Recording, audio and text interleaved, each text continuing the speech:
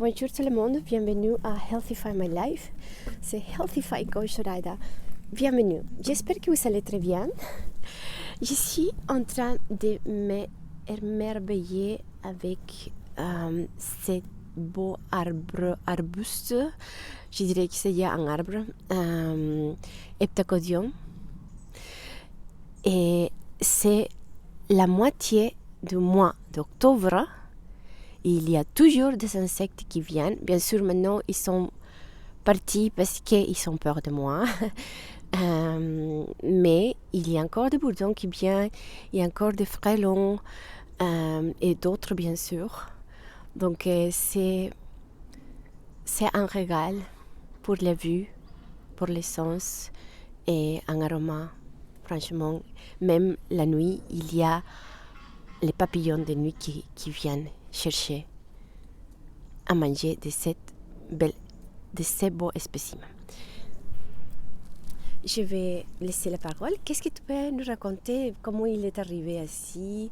Comment tu as juste décidé de le prendre? Ou tu savais un peu plus de lui? Raconte-nous. Je l'ai acheté environ 15-16 ans. Aussi tout petit, parce que je préfère acheter des plantes petites qui coûtent moins cher. Donc il a poussé très lentement et je l'ai laissé grandir en hauteur pour lui donner une forme de parasol afin qu'il apporte un peu d'ombre en été. Alors il est très intéressant parce qu'il fleurit très tard, fin septembre, beaucoup de fleurs, énormément de fleurs, blanches au début, parfumées et qui attirent beaucoup les insectes. Et après la floraison, il y a les bractées qui restent et qui sont roses et qui donnent un peu un autre aspect à l'arbre. On voit plus haut les fleurs qui sont ouvertes plus tôt. Elles sont toutes roses, c'est les bractées. Et puis il y aura quelques graines qui vont arriver, des semences, mais je ne suis pas encore parvenu à les faire germer. Bon, j'ai essayé qu'une fois. Mais c'est un arbre qui est très intéressant, surtout pour les insectes en fin de saison. Il apporte beaucoup de nourriture, aussi bien les insectes de jour que de nuit. Sa croissance est lente, mais vraiment c'est un arbre assez remarquable pour les petits jardins parce qu'il va faire 4 mètres, 5 mètres maximum. Et les feuilles seront jaunes bientôt en automne, jaune-orange. Donc il y a aussi un intérêt pour sa coloration d'hiver. Et au niveau sol, il ne demande rien de particulier. Plutôt une exposition ensoleillée. Et le parfum est très agréable aussi. En pleine floraison, c'est vraiment bien. Voilà. Il y a quel âge, lui? Environ 15 ans. Waouh!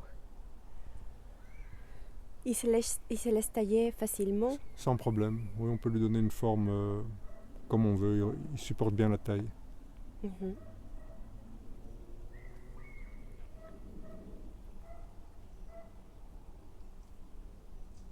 Oui, c'est intéressant d'avoir cet arbre dans le jardin. Et son feuillage, enfin le tronc aussi, il perd des lambeaux d'écorce comme ça.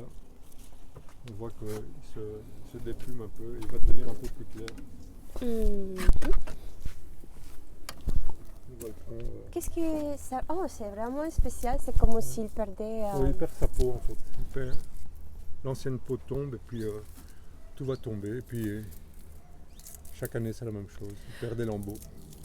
Donc il se renouvelle en fait. Oui, il renouvelle enfin c'est pas l'écorce, c'est un peu la peau qui couvre l'écorce. Mm-hmm.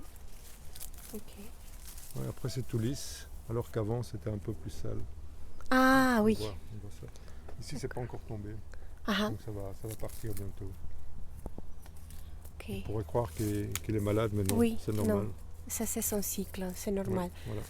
Mm-hmm. Très intéressant. Donc tout l'hiver il va perdre ses feuilles, ces morceaux d'écorce comme ça. C'est aussi c'est décoratif parce que c'est pas quelque chose que tu trouves standard partout, non? Non, voilà, c'est un peu... Certains arbres ont ça en fait. Ouais. C'est spécial. Il y a un petit nichoir pour les... C'est un nichoir? Non, c'est la nourriture pour les oiseaux et c'est une trappe pour les frelons asiatiques. Oui, c'est ça, pour essayer de capturer les frelons asiatiques, mais il n'y en a pas eu beaucoup cette année. Ils sont beaucoup plus rares, je ne sais pas pourquoi. Donc voilà.